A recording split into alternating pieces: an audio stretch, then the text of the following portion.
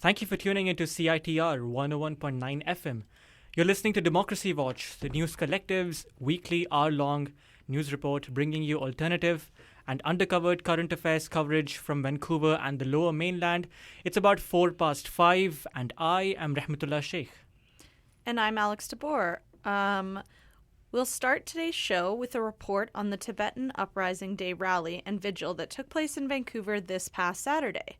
This annual event has been happening in Vancouver for decades. Democracy Watch interviews organizer Maddie Bernabe of the Canada-Tibet Committee and Tenzin Yudin of Students for a Free Tibet, as well as the Boston-based activist Ladan Tetong, one of the most prominent voices in the global struggle for Tibet. Yeah, we have more. We then turn to an interview with Lama Mugabo, an organizer with the Carnegie Community Action Report, a group that champions the rights of downtown East Side low-income residents. He discusses the group's recently released 2017 hotel survey and housing report and what it means to defend the epicenter of Vancouver's housing crisis. Some really interesting things coming out of that report. Indeed. The show ends with a report again from outside the BC Supreme Court houses. Democracy Watch reporter Arika Riaz, who's with us in the studio, interviews local activist David Miviser, who has been using direct action tactics to cause delays in Kinder Morgan pipeline construction. Looks like it's paying off. Miviser and his 14 fellow activists are now being sued by the Texas oil giant for allegedly causing over $1 billion in losses. But first, we're going to bring you headlines from Vancouver and the Lower Mainland. Stay tuned. Is West Bank building social housing?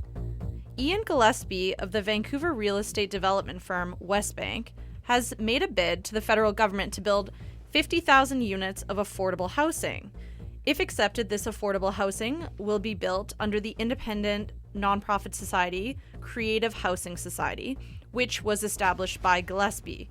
Creative Housing Society is proposed as a partnership between West Bank and the Canadian Mortgage and Housing Corporation.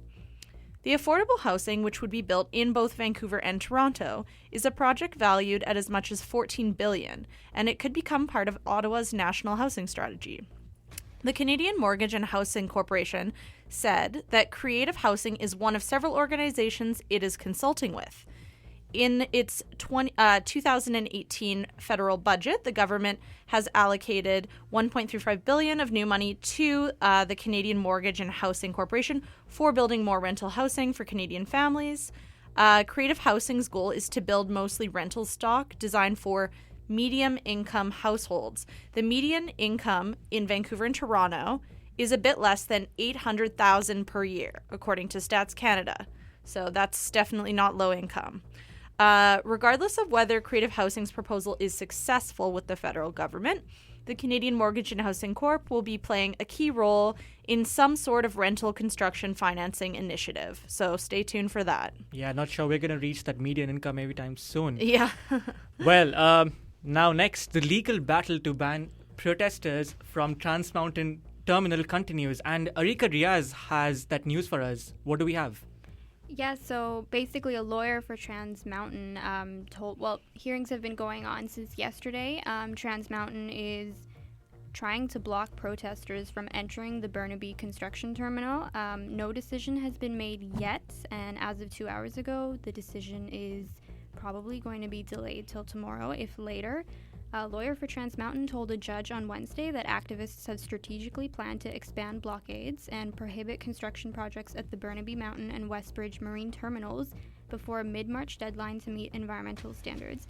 The project is intended to link a new terminal with the federally approved Trans Mountain pipeline and also increase the flow of bitumen from Alberta to the BC coast. The potential environmental hazards have been publicized by protesters, activists, and among them are First Nation groups, and many proponents of the project suggest construction will be in direct violation of First Nations rights. Mm-hmm.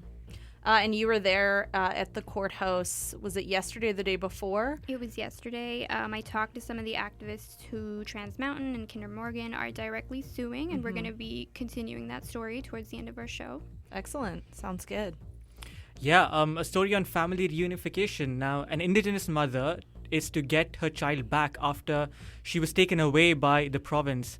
Nearly 2 months after giving birth, an indigenous mother will be reunited with her child that was taken away from her by British Columbia's child welfare system 3 days after she was born. The mother's identity is being protected.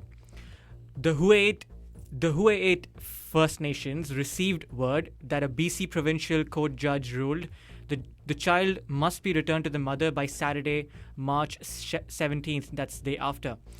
The decision on social workers to take the child from the mother resulted in criticism from the province's children's representative Bernard Richard.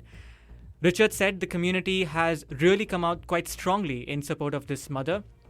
They're providing resources to her, and they're asking the court to be able to help her stay in close proximity to her mother.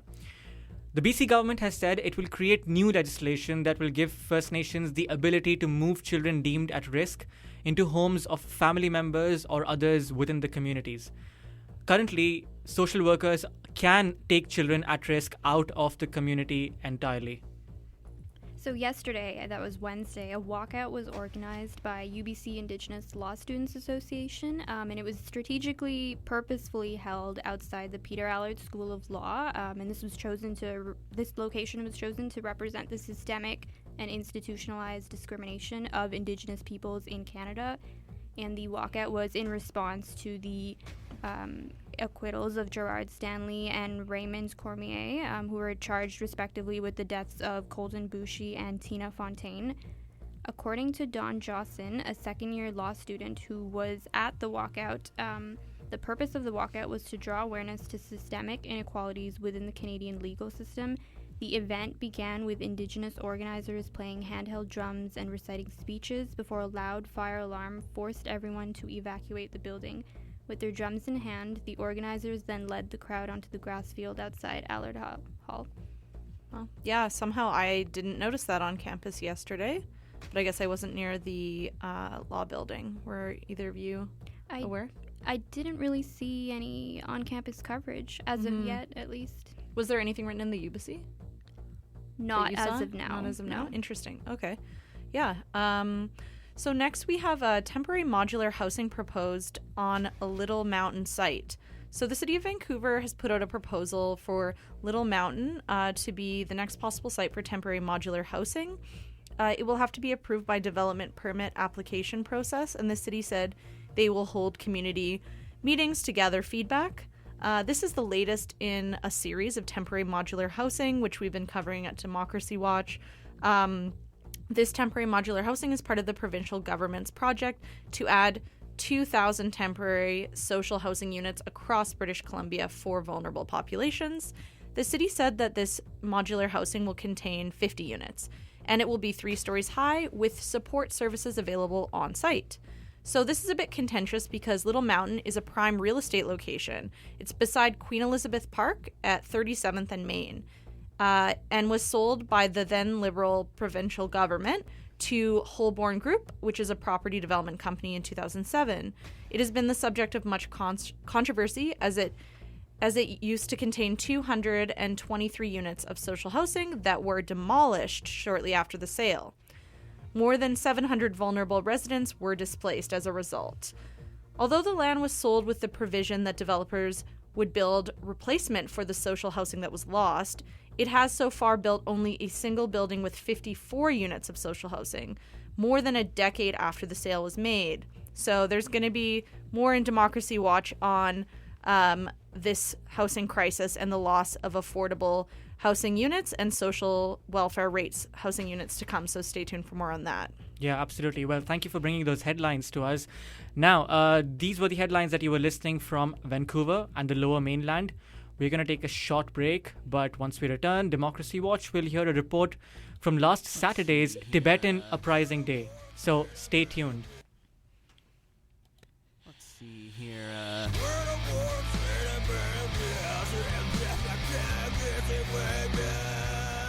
God. Oh. Everybody dance, dance. What, you don't like to dance? Everybody dance. Oh. Everybody. God, this is awful. Isn't there anything? Listening to the radio these days can be distressing. Fortunately, here at CITR, our programmers choose the music that they play, so our charts reflect what people actually listen to. To find out what's really topping the charts, pick up a copy of Discorder magazine or check us out online at citr.ca. Unless, of course, you'd rather keep listening to the chart-topping single, Everybody Dance. What, you don't like to dance? Everybody dance. Everybody dance. Everybody dance, dance. What, you don't like to dance? Everybody. Let's see here,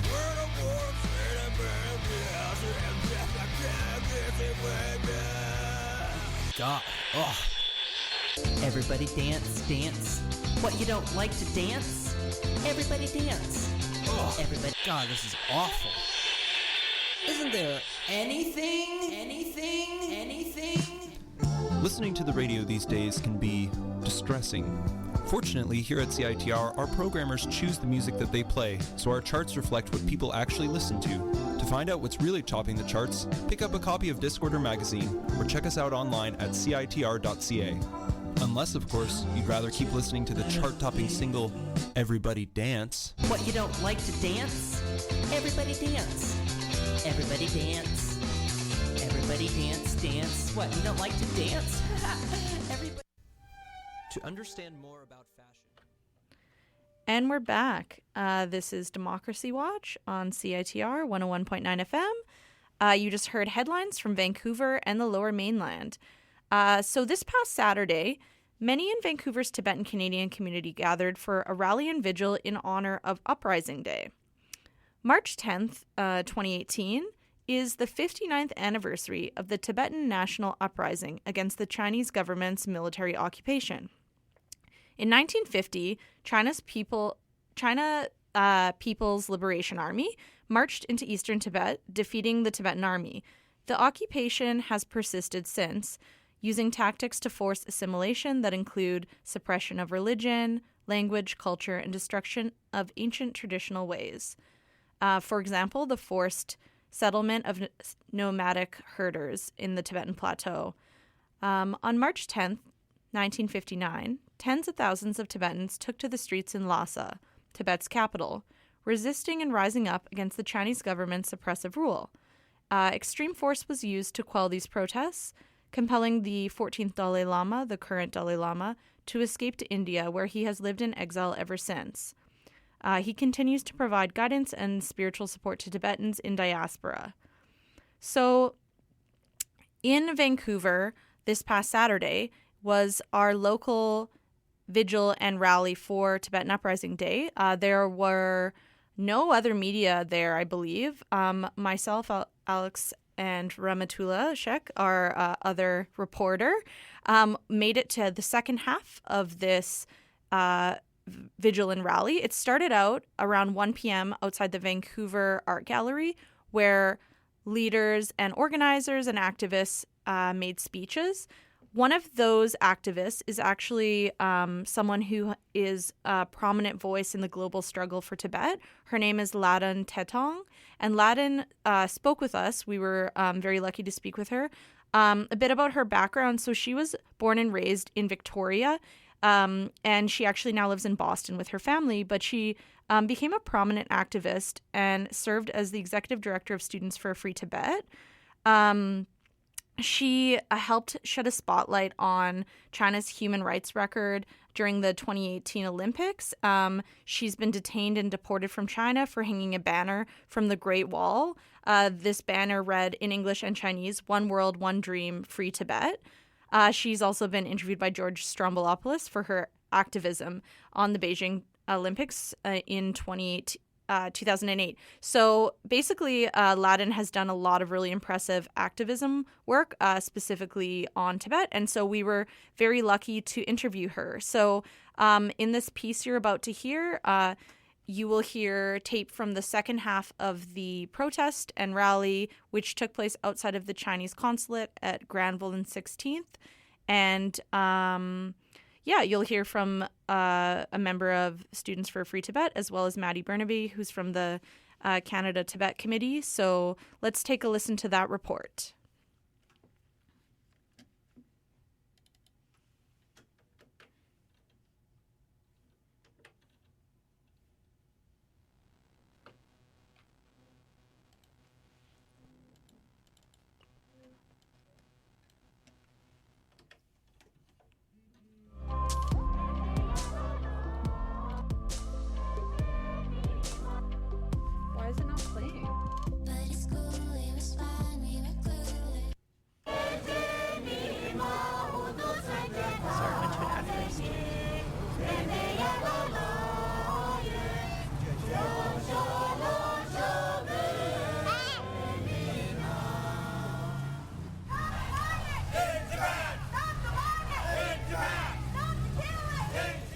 These are scenes outside the Chinese consulate on Granville and 16th.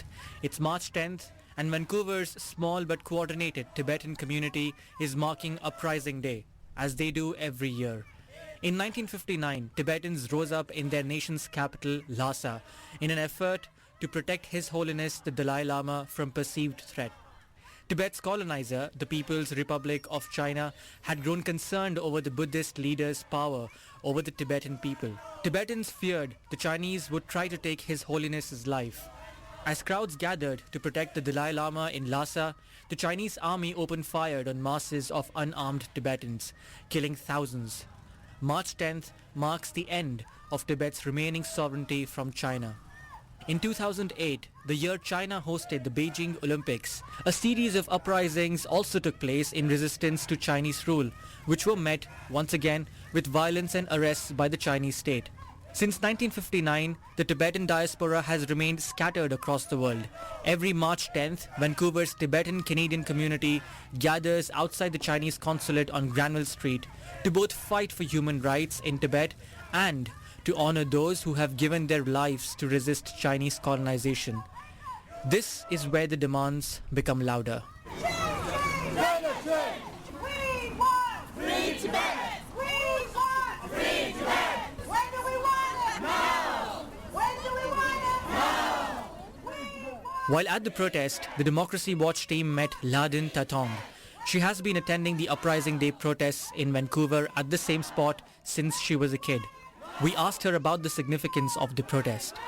So my name is Ladin Tatong, and I am here protesting for Tibetan freedom and for Tibetan independence from Chinese rule. I grew up actually here. I don't live here anymore, but I grew up on Vancouver Island, coming here every year to protest with my family, with our very small but very feisty Tibetan community here in Vancouver, coming to this very location outside the Chinese consulate to demand freedom and to shine a light on them for what they're doing in Tibet, for the human rights violations, all the things that they hope the world will not see or will forget in terms of what they're doing to 6 million Tibetans inside Tibet over the past 6 decades. Every year when we come here, we let this day serve as a reminder both of the history that Tibetans inside Tibet rose up March 10th, 1959, and that led to the escape of the Dalai Lama, but also to bring attention to the issue and the ongoing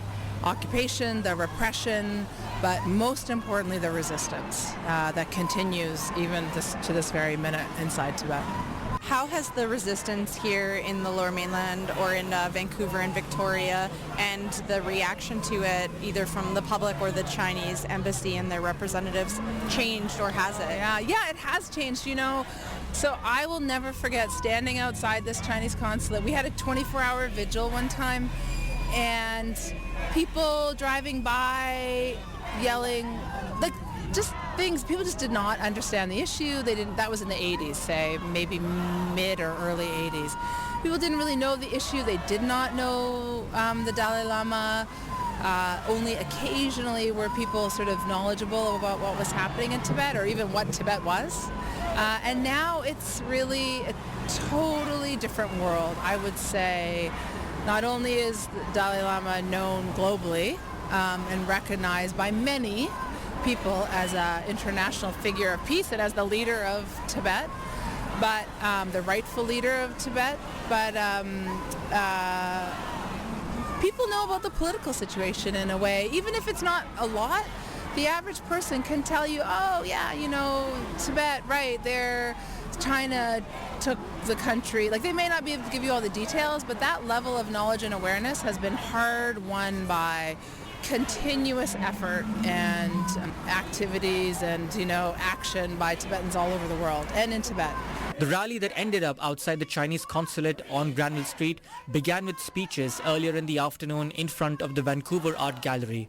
Ladin was one of the speakers. I was talking about this incredible struggle where 6 million Tibetans, against all odds, faced off against one of the most powerful and populous nations on earth, are not only still alive but still fighting and rigorously.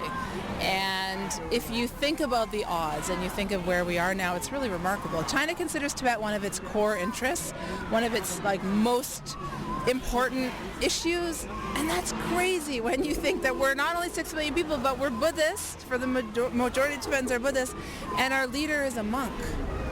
So the fact that not only is the issue still alive, we're still fighting, but we're an international issue, like a global issue of concern. What I said today was that empires rise and fall, and often when the people on the fringes of the empire struggle for their rights and for their freedom. And that, in that way, they know Tibet is very dangerous for them. And as long as the issue is alive and well, which it is, then they can't rest. And I think that is key and critical to us understanding the impact we can have as a few individuals. Small group here, small group in Boston, small group in New Delhi and Tokyo, and you name it, we're all around the world today. And the impact we and this small group of Tibetans have had in this world is huge, and on China. The global reaction to the Tibetan cause may have changed, but there's been very little response from Chinese officials in Vancouver. Laden told us about the only time she has ever seen anyone in the Chinese consulate acknowledge the passionate protesters outside their gates. For the most part, they avoid us at all costs. I remember when I was young, standing here and really having like a moment where I saw a few Chinese men behind the gates there smoking and laughing at us, and just thinking about all that was lost by all these people. At that time, my grandmother was alive here in Vancouver, and you know, her whole family, her children got trapped in Tibet after '59, and just that moment, it felt like that was kind of the most engagement we ever had. To now, you know, I would say Chinese Canadians or overseas Chinese students, they don't necessarily join us or support us. I think some do, but they can't do it openly. I think many more are conflicted about this issue, or maybe even totally against us because of the propaganda that they've been raised with their whole lives. And I was saying earlier to someone, I would challenge all the young Chinese who don't like us or don't think Tibet is a legitimate issue. I bet you they're young people who know that the Communist Party and the Chinese government has a lot of things wrong with it, and know that they get lied to on a lot of issues. And if that is possible and all the other issues that I know they care about, then chances are it's probably true on Tibet. And I would just challenge them in a free and open society to look into this on their own. Because I know certainly all of us have had to face Chinese propaganda on Tibet, have had to look at China's version of events, have had that thrust in our face over our lives, even still today. And we understand it. We understand where it comes from. It's important that they do the same. Almost 60 years since the violent events in Tibet gave rise to Uprising Day, it is the young generation of Tibetans who help keep the cause alive. The March 10th rally in Vancouver was largely organized by a group called Students for a Free Tibet. We spoke to one of the organizers, Tenzin Yurin. She is a high school student and grew up in a Tibetan community in India before moving to Vancouver. We asked her how much the average Canadian understands about the situation in Tibet. Quite a lot of people know what's going on in Tibet and all that, more than what I've expected, because I also used to live in Singapore, so hardly anyone knew about it. But here, there are a lot of people who know about like what's happening in Tibet. I attend school, and there's this girl in my school. Her name is Lhasa. And I was kind of shocked to find out her name is Lhasa, because Lhasa is the capital city of Tibet. And first I thought it was just a coincidence, but she told me that I asked her what her name means. She said it's actually the capital city of Tibet. And I was like, people actually know about Lhasa. I mean, for people to know about Tibet, yeah, I mean, Tibet is a country, but Lhasa is a city. So for someone to be named Lhasa, it's kind of a huge deal. And as part of the Students for a Free Tibet, do you as a group organize many protests, or how do you engage and bring this issue up with like Canadians? As you can see, there are a lot of signs here. Everything was made by SFT. And as for like bridging the gap between Canadians and Tibetans, like this interview, and there have been other interviews that other members of SFT have done. One of the complaints that people had was that they usually have these protests, but then there is very little response from the Chinese authorities. Have you, in your experience while protesting, ever been confronted by the Chinese authorities where they've responded to any of your agitations? No. And why do you think this happens? I think Well, when it first started, I think everyone was shocked. But we've been doing this every year, and I think people just got used to it. People are starting to ignore it. And the more ignorance there is in the world, the more desperate we become. We want our freedom. Tenzin says Canada offers the political freedom that the Tibetan community needs to highlight humanitarian violations happening in Tibet. And that freedom motivates her to continue fighting for a free Tibet. How do you see yourself being involved in this cause while staying in Vancouver in the months that come along? Well, I feel like I have more power here in attending the marches and everything. In India, while we did march and all that, there was like hardly any response from like the society itself. In a sense that if we were marching, no one actually cared because they see this every day. But I think over here, people don't really see it a lot, and when we do march, they just get really surprised and they're like, what's happening? They're filming it, and I feel like this kind of brings like more coverage to the society because social media is a huge thing. They're filming it, they put it out on Facebook, Instagram, Twitter, all that. So I feel like this has more impact. In Canada, the Tibetan struggle is gradually moving from street protests to policy and government chambers. The Democracy Watch team met Maddie Burnaby, a member on the board of directors for the Canada-Tibet Committee. A backpacking trip to Tibet in 1988 is what sparked her activism for the Tibetan cause, and now, after 30 years, Maddie is lobbying political parties and government institutions to keep China's businesses in line with Canada's environmental and human rights responsibilities. We got letters of support this year from all three of the major parties, NDP, Conservative and Liberal, expressing support and solidarity on March 10th. And so I read those three letters, and all were very strong and very knowledgeable.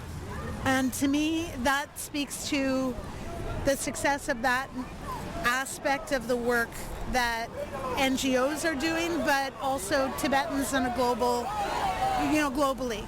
And Maddie is seeing some progress. Her lobbying has led to some accountability in British Columbia's mining industry. It wasn't directly a complaint to the Chinese government, but what we did was lodge a request for review to Canada's contact point for the OECD around China Gold International, complaining that they appear to be in breach of OECD guidelines on human rights and environment.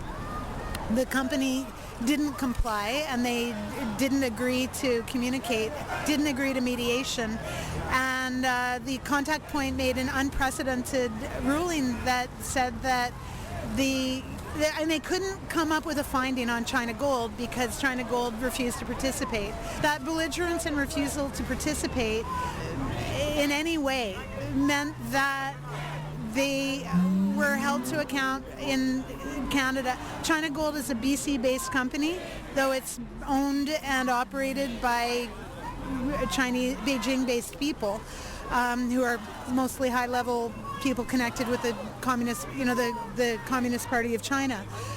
The consequence that they faced was that the Canadian government has now barred them from any of the supports that Canadian companies might get from government, and things like joining the club on Canadian trade missions to foreign countries. And that was a major slap in the face for them. It didn't sort of necessarily cost them dollar-wise, but shame and losing face and losing a whole array of contacts. It was a major blow. So they are no longer allowed to go on any Canadian government or BC government-related trade missions. They're not allowed to be part of that entourage anymore. You've been listening to a story on Democracy Watch on how the Tibetan community in Vancouver marked the Uprising Day on March 10th. This was brought to you by News Collective members Alex DeBoer and me, Rahmatullah Sheikh. All right, and this is Democracy Watch. You just heard a report on Tibet Uprising Day. So we now turn to an exclusive interview with the Carnegie Community Action Plan organizer, Lama Mugabo. Earlier this week, the Carnegie Community Action Plan released their 2017 Hotel Survey and Housing Report. This report, which has been released annually for the past decade, estimates that 1,200 homeless people live in the downtown east side. It found that over 500 downtown Eastside residents were evicted from their homes through no fault of their own in the last year.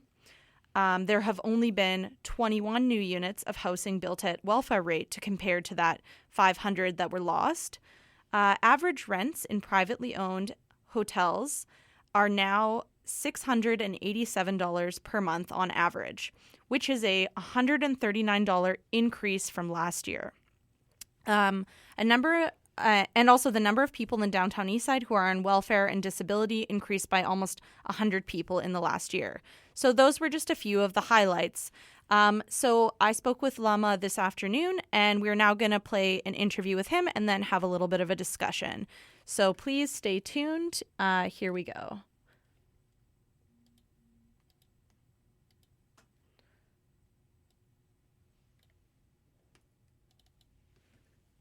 Very briefly, what the Carnegie Community Action Project is and what your role is within that group? Okay. Carnegie Community Action Project, the project of the board of the Carnegie Community Center Association. And CCAP works mostly on housing, income in the downtown side so that the area can remain a low-income friendly community. And my role is a community organizer. Okay, so you also kind of help coach and train residents in the downtown east side on how they can advocate for themselves as renters? Correct. Great. So in March, City Council heard staff give a 3-year review of the downtown east side local area plan. I was wondering if you could explain what that plan is. So the downtown local area plan, so it looks at the development of downtown side, and we'll work with the residents, but also with the city to make sure that the development fits into what people want. Right. So that we have been vocal that we don't want our community to be gentrified. So it's a constant and organic relationship that involves push and pulling, which is fine. And in fact, it's healthy for a city like Vancouver. Right, right. So, but in the city's 3-year review of the Downtown Eastside Local Area Plan, were they pleased with the results? Had everything been on track, or how did the review go? It didn't go well, and in fact, we took issue with the plan and how access is on social mix. So we want more housing that people can afford. Right. And the idea behind social mix, the argument is that if you have a diverse community but not income diverse, and we argue that in order for us to thrive, we need jobs, we need economic development. We don't just need to live next to rich people. Right. And also, if you want to social mix, it's not just downtown side. You should also think about Point Grey and other wealthy areas. Yeah, that's a really good point. Yeah. So in the report, the Carnegie Community Action Project's 2017 Hotel Survey and Housing Report, the Regent Hotel is brought up, and it was condemned almost a year ago now. Balmoral. Sorry, the Balmoral. Yes, you're correct. Balmoral. Yeah, the Balmoral was the one who was closed down in June, I believe, of 2017. So I'm very interested to hear how you think the city administration was able to continually fail to enforce its own standards of maintenance as outlined in section 23.8, which you bring up in the report, which stipulates that if a landlord fails to comply with required building repairs, the city has the authority to do the repairs and then bill the owner. And also this is part of a larger issue, right, of SROs violating building and health codes to the extent to which they become unlivable and then condemned. So back to my original question is, how did the city allow the Balmoral to get to this point? So we've seen this happen in the past. I remember that in Hogan Valley, the community was allowed to fall apart. And yeah, became exactly. a blight, which gave reason for the city to bring in urban renewal policy and build viaducts. And as a result, the black community lost our home. In the downtown side, when you look at how those buildings have been allowed to fall apart, wonder whether this is an accident or is it design. How can the city fail to enforce its own bylaw for over 30 years to allow a building like the Balmoral to be condemned because everything was moldy and it was actually, people fear that it would collapse. So suddenly we lose 160 units. And this sends us to scramble to find housing for 168 people in the middle of a housing crisis. Certainly someone's left behind the wheel, and we want to make sure that this doesn't happen again. And more importantly, we want the city to buy Balmoral Hotel and prevent it to be gentrified so that it can build housing that's affordable. And then the report also discusses how other SROs, like the Roden Lodge and the Jubilee Room, and then the Balmoral, which is still in question what will happen, but the Roden Lodge, for example, only 140 out of the 157 new units are guaranteed at pension rate, which is actually pretty high, all things considered. And then the Jubilee Room is being renovated, but you suspect the units will probably be rented out at market prices. And then there's also the Quality Inn, which has 157 units, which are due to be redeveloped, and most likely those won't be social housing. So in the shadow of all this upheaval, do you remain optimistic that the Cobalt, for example, which is possibly going to be condemned soon, that it will be turned into social housing, or do you think it will also be made into more profitable housing stock? Yes, and thanks for bringing that up. In total, we lost 500 units and only gave 21 units. When you bring up Cobalt, so what we're asking is remember that housing is a human right, not a commodity. And also we want the provincial government to raise welfare rates because right now 700% is broke. Yeah, and that's interesting because the report also talks about how the welfare rate was increased by $100 this year, but at the same time, rent in SROs went up as well. And so there's a suggestion in the report, or it's outright said, that as the government increases welfare and also as nonprofit groups provide rent supplements, such as groups like the Carnegie Outreach, the Downtown Eastside Women's Center, Atira, etc. So as the government and nonprofit groups try to help people be able to pay their rent, then landlords raise the rent, knowing that people have a slightly bit more pocket money. So what is the solution to this cycle? The solution is rent control.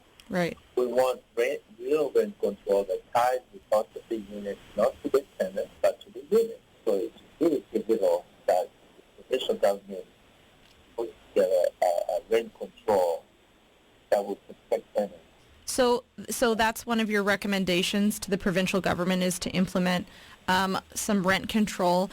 Thank you so much for speaking with me, Lama. Do you have any other final points that you want to be on the record? The only thing I want to say is that downtown side is going through a major housing crisis. We are the epicenter of this crisis. So we need more resources, housing that people can afford, and we need the city to buy these buildings like Balmoral, Region, Cobalt, so that prevents it from being gentrified and allow people to stay.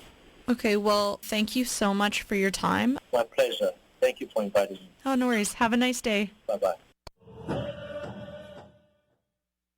All right. And that was an interview with Lama Mugabo of the Carnegie Community Action Project. He was one of the authors of the 2017 Hotel Survey and Housing Report, which was released on Monday, actually. So I wanted to apologize for the quality of the audio. We did the interview over the phone and did try to find a place where there was better reception, but it still was a bit hard to hear. I just wanted to highlight some of my favorite parts of that conversation and some of the words, some of the wisdom Lama shared. And like from his observation, he's also done a lot of work with the Hogan's Alley community, which for those who don't know is Vancouver's Black community that was displaced from Chinatown by the viaducts. And basically what happened there was the city kind of let the area fall apart. They stopped picking up garbage. They they kind of let it just get really run down, and then they pointed the finger at it and said, oh, look at all this urban blight, which is actually a racist term for communities that are not white and that they feel they can push aside to build, in this case, viaducts. So what he's saying is that he sees similar things happening in the downtown east side with SROs, single room occupancy hotels, where so many vulnerable people live. And so, for example, the housing code that comes up in this report, which stipulates that the city must upkeep buildings to proper maintenance standards. And if that's not happening, they can go in and do repairs and then bill the landlord. That's totally legal, but they don't do that. And this is actually a story that Democracy Watch is doing some reporting on to do with the cobalt. We want to dig into this a bit more, how that happens, but I think it's really interesting that Lama was able to highlight that. And yeah, it's a very suspicious kind of situation. I think I had a quote from him in case anyone wasn't able to hear him. He said, "How can the city fail to enforce its own bylaw for over 30 years?" So, yeah, I mean, it's funny. So, yeah. Anyway, we are now going to change gears for the last 15 minutes of the show. We have a report from Arika Riaz, who was at the BC Supreme Courthouses yesterday, speaking with David Mavaser, who's an activist with the Justin Trudeau Brigade. This brigade is a group of individuals who are committed to using direct action to halt or at least slow down the expansion of the Kinder Morgan pipeline terminal in Burnaby. So this group, David, as well as 14 others, were recently sued by Kinder Morgan for over $1 billion. Kinder Morgan alleges that they have caused them that amount in losses due to these direct actions. So Arika had a chance to speak with David, and let's turn to that story and see what he has to say.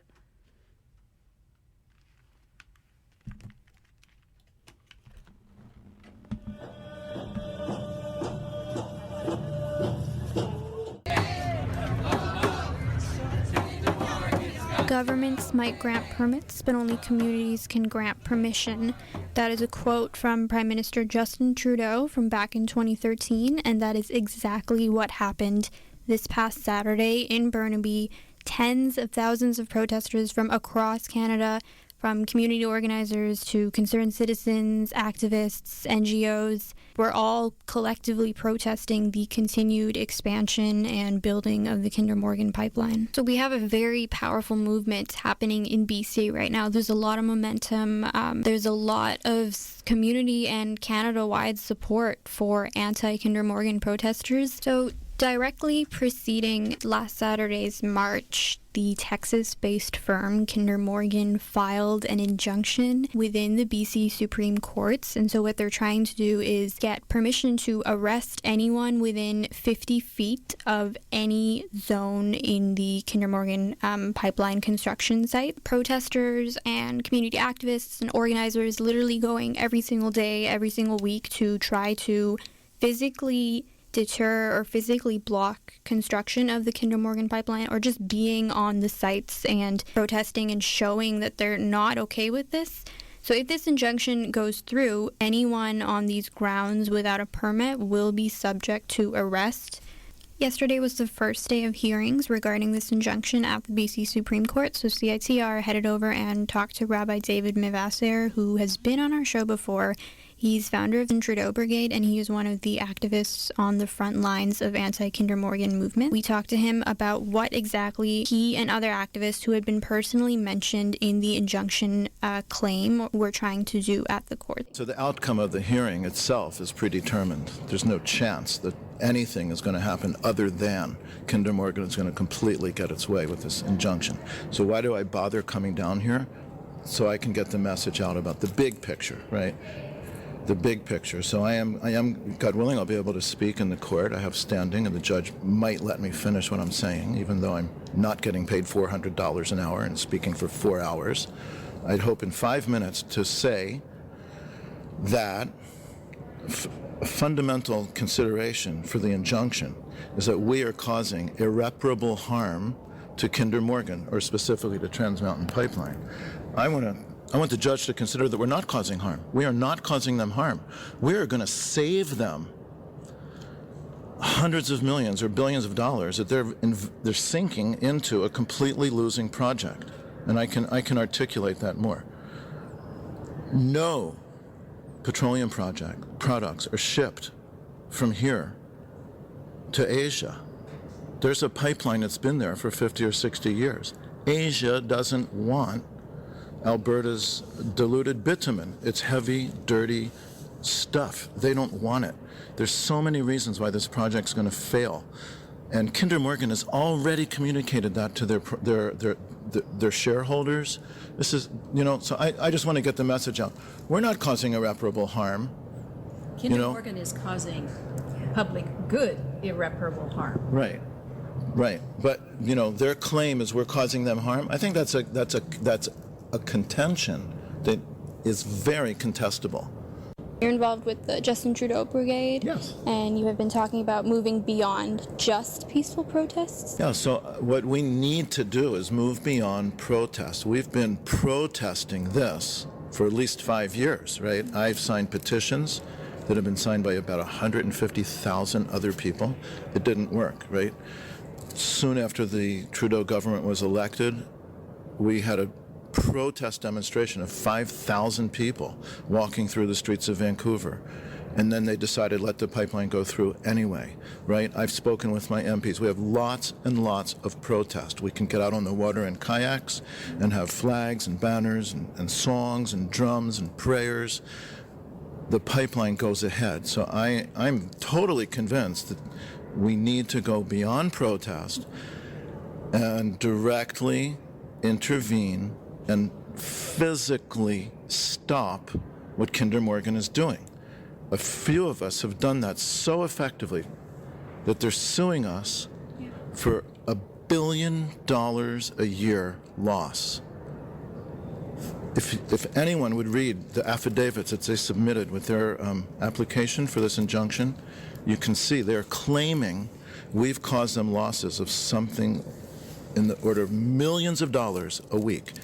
I don't dispute that. That's exactly what we're doing. The problem is there's only been a few dozen of us. If there was 500 of us in waves, 15 at a time, bring on this injunction. If 15 of us go out and just block the traffic, police will come and arrest us, take us away. Another 15 come and block the traffic. Police come again, take us away. If we had 100 people in one day, tie them up for a whole day, and then the courts will be tied up. Another 100 people the next day, tie them up. Don't do a thing with lots of people all at one time. That's not accomplishing as much as spread us out, be strategic, and think about the tactics that are going to produce the outcome that we all want, which is stop Kinder Morgan. Do you have advice for other community activists? Like you said, we need to be organized in this. Question. How can we be organized? I'm going to say something I've never said in public before, but I think it needs to be heard. I have approached the large, well-resourced, professionally staffed environmental NGOs since October, and some of them hang up the phone on me. They don't talk with us. They have their own thinking and their own agenda, and they're pursuing it. They're not working together with a group of people with no resources except our own bodies, who, in the course of 3 months, has brought Kinder Morgan to the point where they're bringing in the Supreme Court of our province and the RCMP to stop us because they know we are holding them up. We are stopping them. So what I'm saying is, first, to answer your question, work together better. That's one thing. But again, I think if all they do is just stay there, Kinder Morgan will work around them. And I think that the Tsleil-Waututh have the authority to invite other people to come with them and shut down Kinder Morgan. Again, if If 50 of us would commit to doing it each day in waves of even 5, I mean, even one person can hold up a whole line of trucks and bulldozers and everything else. Get arrested and another person steps out. The Tsleil-Waututh are doing a great thing by planting their watch house there. But just watching. I know they're thinking bigger than that. I know they have a plan. I know they do, and they will. And I hope, we can all line up behind them. All right. So that was an interview and story by Arika Riaz. Yeah, so just to start off the discussion, I also talked to Rabbi David, about whether or not comparisons of Kinder Morgan and what's happening there, if it's fair to compare it to what happened at Standing Rock in the United States. And he was saying that, Standing Rock wasn't a failure in that so many people, literally hundreds of thousands across North America, showed up to protest, and we were emailing senators, and we had a lot of momentum in that movement. But ultimately, at Standing Rock, the pipelines were still built despite our direct action, and I think that's what David is saying, that we want that kind of momentum that Standing Rock had, but that shouldn't be our ultimate goal, in that we actually need to stop this pipeline. And the only way to do that is for, community activists and organizers and just anyone who's concerned to actually come up with concrete actions and outcomes of our actions.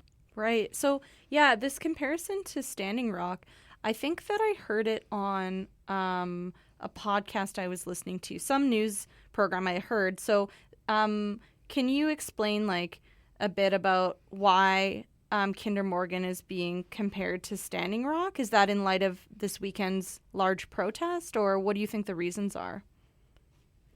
I mean, they're both pipelines, obviously, and they're both being built by transnational firms that obviously do not have people's interests in mind, and they're both encroaching on the rights of First Nations. I mean, both of our governments are already doing that, but the pipeline especially, it's kind of an irreversible thing. We can't go back once this pipeline is built, and those people are going to lose their lands. And I think also, you're right, it's because of the protests. The numbers that came out, literally 10,000 people from across Canada, maybe even outside of Canada. And I think the movement is definitely comparable. Yeah, it's interesting because when you were putting this piece together, we were doing some editing. I did mention how you didn't include the counter-protesters, which were about 200 people. But I think you had a really good reason for why that was. Do you want to tell us about that? Yeah, so, outlets like CBC, Global News, etc., they were covering both protesters. They did cover the anti-Kinder Morgan protesters in Burnaby, but the size of the anti-Kinder Morgan protests were triple, maybe even more, the size of the pro supporters. Oh, much more than triple, I think. Yeah, it was 10,000 versus 200. 200, Yeah. But the media coverage made it seem like the same amount of people were on both sides. They gave equal standing to the support at the protesters in Vancouver. And I just thought that was very, very biased. And it almost made it seem like there are more people, if not just as many people, in favor, when in reality it seems like most people within the community do not support CAM. Yeah, I saw a photo essay, which I think was by the CBC, not to throw them under the bus. But the number of photos were almost equal between the two protests. So, and I did think about that as well. Yeah, I hadn't actually heard that a counter-protest would take place. It took place, the one I know of, took place at Jack Pool Plaza in Vancouver. There were apparently about 200 people there. A lot of them were wearing shirts that said, "I heart Canadian oil and gas." So that happened. And it's possible that, a number of them might have had affiliations with companies that would potentially profit from Kinder Morgan. Yeah, some of the people there obviously are employed by oil and gas, and it's people have different perspectives. That's fine. I think just it's interesting to comment on the media coverage of the two different protests. I'm wondering, did you get to talk to David much about this actual lawsuit against him and his fellow activists? Is he frightened at all, or is he kind of shrugging it off? Well, he was very confident. He was like, we know this is happening, but we don't care. Like, that's not going to deter us from taking action. And, you know, that was very, very powerful to see. So the hearings are still going on as of today, even though they were supposed to end yesterday. Apparently they're being dragged out, I guess, to kind of deter people from coming or from saying their pieces. So David has said that there's like a 95% chance that the injunction will be granted in favor of Kinder Morgan. And then after that happens, basically, people like David or activists who are at the construction zones will literally be arrested. Right. Right. And of course, like I was saying to you earlier, this reminds me of back in, 2014 on Burnaby Mountain when there was an injunction against surveying, against the survey site of this terminal, and people began getting arrested. There was some violence. It was making a lot of headlines. And so, yeah, if this injunction goes through, which it seems like it will, we will probably be seeing some more arrests. In terms of, suing David and the other 14 activists, well, the arguments that they're making in court, like today, is that, they're exercising their constitutional rights. They're not building blockades in the way of construction. They're just blocking with their bodies, and they have a right to do that because technically that is protesting. So as of now, nothing has been 100% decided. Yeah. No, interesting. Good point. Right. So it's now 6 p.m. That is the end of our time on Democracy Watch. Thank you so much for tuning in. This is Democracy Watch on CITR 101.9 FM.